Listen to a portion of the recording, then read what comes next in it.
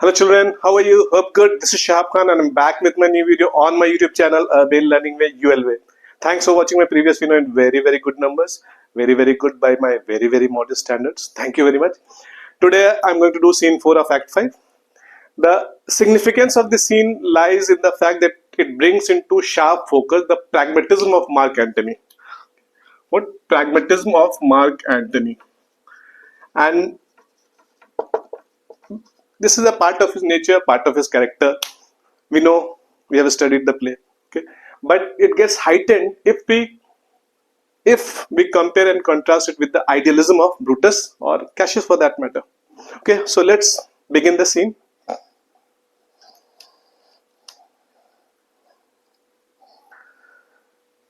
Scene 4, Philippi, another part of the field. Alarums enter fighting soldiers of both armies, then Brutus, young Cato, and Lucilius and others. Brutus, yet countrymen, oh, yet hold up your heads. Cato, what bastard doth not? Who will go with me? I'll proclaim my name about the field. I am the son of Marcus Cato, a foe to tyrants, and my country's friend. I am the son of Marcus Cato. With sounds of battle, Marcus Brutus makes his entry. Shakespeare uses this to intensify the magnitude of the battle in the minds of the audience viewers. Brutus makes an entry for a very brief period of time. He is trying to keep the spirits of his soldiers high, trying to keep them in high morale, and is asking them to keep their heads high and keep fighting. Cato takes over from here, okay, and Cato shows exemplary courage in the battlefield. Okay, Cato shows exemplary courage in the battlefield. Exemplary courage in the battlefield. Courage in the battlefield.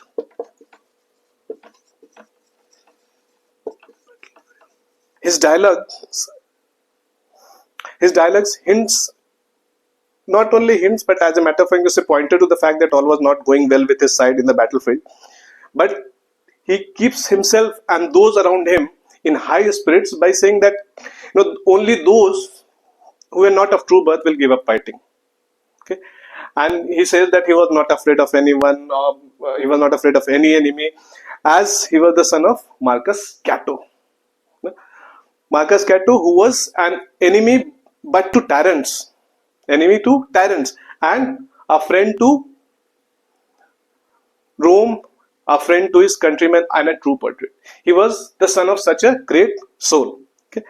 The way Cato proclaims this dialogue, it puts himself in grave danger of attracting the attention of the enemy soldiers in the battlefield, and perhaps it does, but he was not afraid to do it. Brutus, and I'm Brutus, Marcus Brutus. Brutus, my country's friend, know me for Brutus. Okay. In the same pattern that Cato follows, Brutus also tries to encourage his army, keep them in high spirits, keep their morale high, keep them motivated. As true Romans, they wanted to keep up the fight and keep up the fight till they died.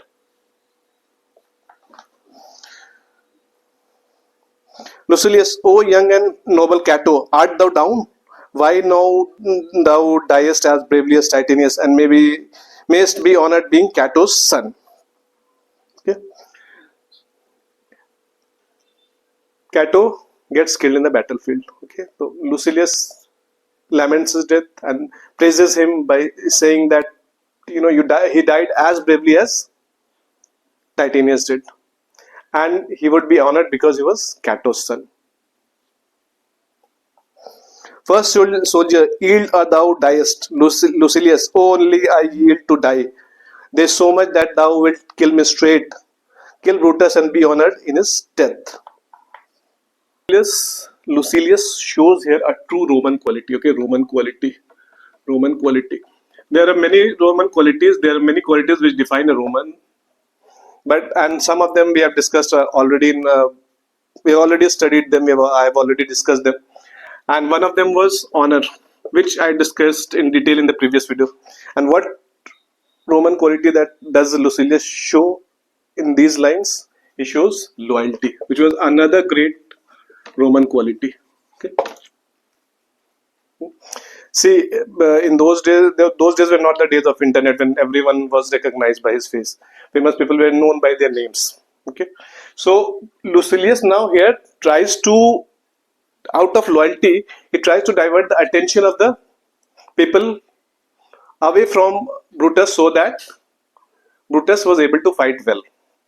Okay, and when he gets surrounded by soldiers and is asked to surrender or to die, he says that he will surrender only to death.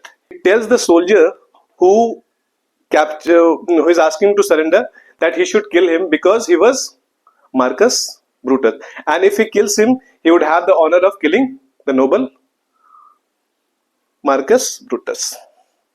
If he kills him, he will have the honor of killing the noble Brutus.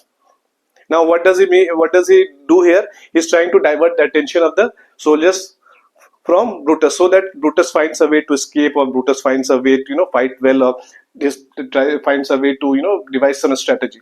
That is what he does. And because they did not recognize, the soldiers did not recognize Brutus, so they think that they have captured Brutus. First soldier, we must not a noble prisoner. Second soldier, room hotel, we must not a noble prisoner. The soldier says that, oh, they also knew about Brutus, but they did not recognize him by face. Says, oh, if you are a Brutus, then you are such a noble prisoner. You should not be killed. Rather, you should be taken in as a prisoner and as a noble prisoner. Second soldier, room hotel Antony, Brutus is taken. First soldier, I'll tell the news. Here comes the general. Enter Antony. Brutus is taken. Brutus is taken, my lord. Okay.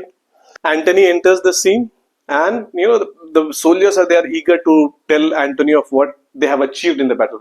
They feel that Brutus has been captured, and that was obviously a great achievement in that battle. Brutus was the leader of the army against which Octavius and Antony were fighting.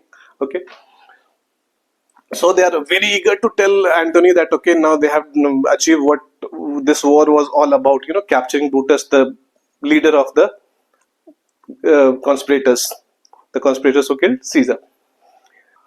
So they are jostling to tell the news, jostling with each other to tell the news to Antony. And the soldier said, "Make room for Antony, and this news needs to be told to him." And the first soldier said that it was he who has the right to tell the news. And when Antony approaches him, comes near to him, he reveals the news to Antony that Brutus has been taken as prisoner. Antony, where is he? Lucilius, safe, Antony. Brutus is safe enough. I dare assure thee that no enemy shall ever take alive the noble Brutus. The gods defend him from so great a shame. When you do find him, or alive or dead, he will be found like Brutus, like himself. When Antony does not see Brutus, he inquires his soldiers as to where Brutus was, as he has been told that Brutus has been captured. So Lucilius tells that Antony was safe, as no enemy could ever capture him alive. He tells Antony that whenever Brutus was found, whether dead or alive, it would be on his own terms and condition.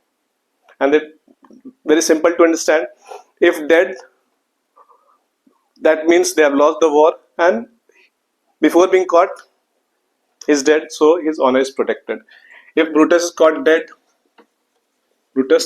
if Brutus is caught dead,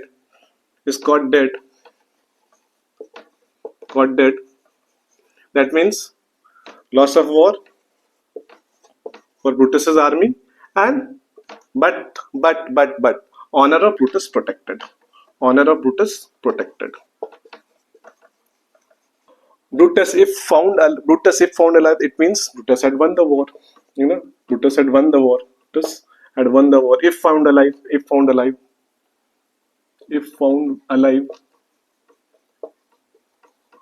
Brutus had won the war.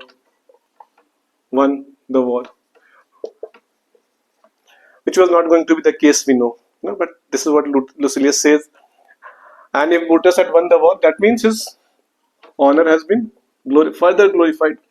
Honor has been further glorified. Which was not going to be the case again, okay? Further glorified. We know what is going to happen. This is dramatic irony. We all know what was going to happen, okay? We are audience readers, we know that what was going to happen, okay? Brutus If Brutus was found alive, it means he had won the war and his honor has been further glorified. If he had lost the war, he would be found dead. But as a true Roman, his honor protected. Antony, this is not Brutus' friend, but assure a prize no less in worth. Keep this man safe, give him all kindness. I had rather have such men my friends than enemies. Go on and see whether Brutus be alive or dead, and bring us word unto Octavius' tent how everything is chanced. See, called a noble prisoner by Lucilius is called a noble prisoner by Antony. He tells his soldier that it was not Brutus, but nevertheless he was still a noble prisoner and precious prisoner, and he asked them to be gentle. He asked his soldiers to be gentle with Lucilius. See, Shakespeare here clearly brings out how Antony analyzes the situation. Antony analyzes the situation.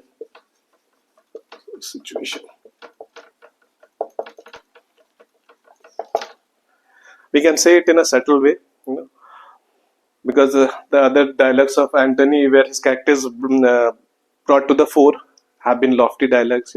They have been masterpieces in reverse psychology. This war was being fought to avenge Caesar's death.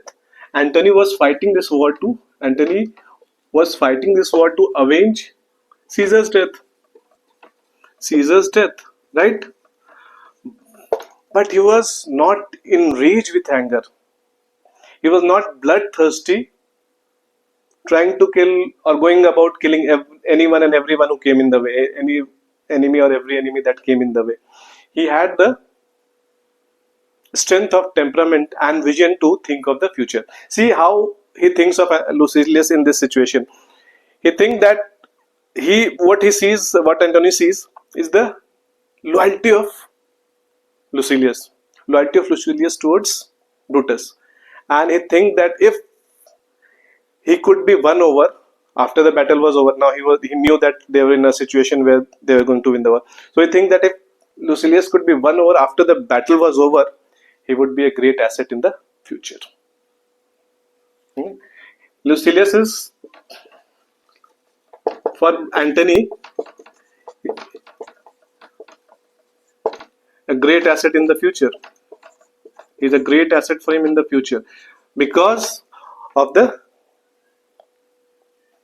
loyalty that he has. Antony asks his soldiers to keep fighting and keep searching for Brutus, and tells them to come to Octavius' tent to appraise him of the situation of how things have turned out in the war, because he was going to Octavius' tent.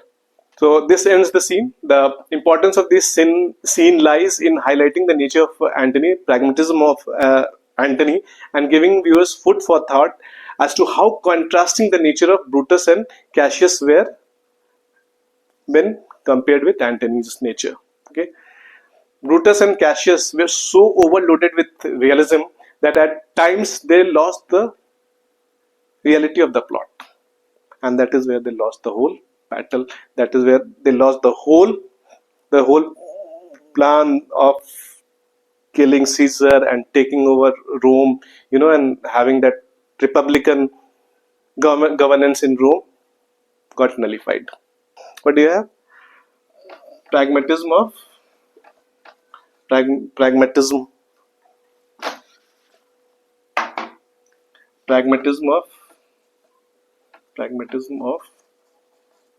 Antony contrasted with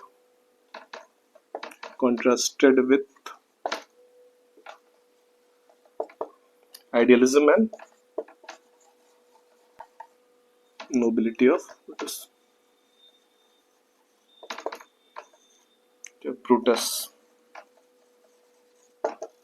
That's it, children. I hope you have understood the things well. If you have any doubts, you can post it in the comment section. Please keep liking and keep subscribing to my channel. Thanks for watching the video.